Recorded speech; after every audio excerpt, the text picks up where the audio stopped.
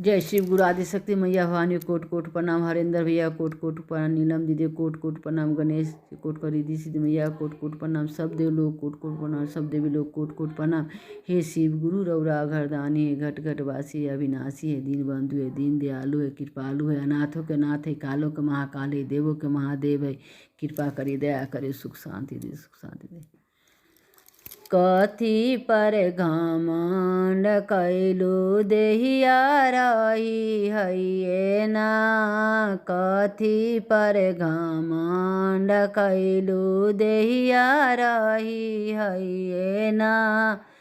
ऐसन सुंदर मुहम्मा दिहनी, ऐसन सुंदर मुहम्मा दिहनी। चर्चा कैलू है ना, भजन कैलू है ना। कथी पर घमंड कैलू देहिया रही है ना।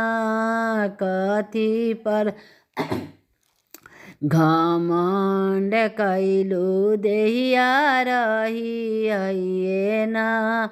ऐसन सुंदर आँखिया दिहनी, ऐसन सुंदर आँखिया दिहनी। दर्शन कैलू है ना, दर्शन कैलू है ना। कथी पर घमंड कैलू देहिया रही है ना।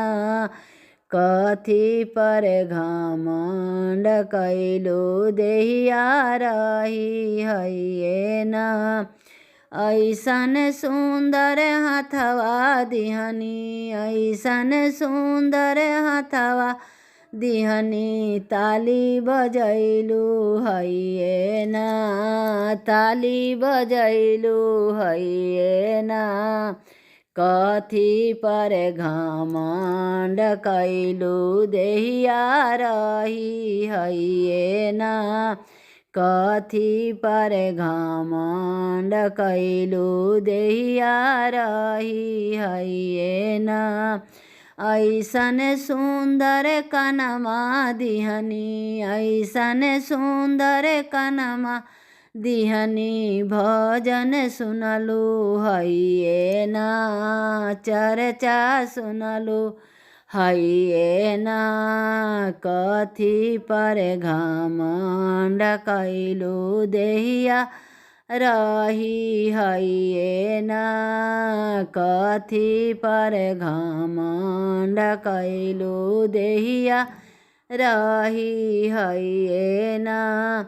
ऐसन सुंदर गोरवा दिहनी, ऐसन सुंदर गोरवा दिहनी। तीरथ कैलू है ना, धाम कैलू है ना।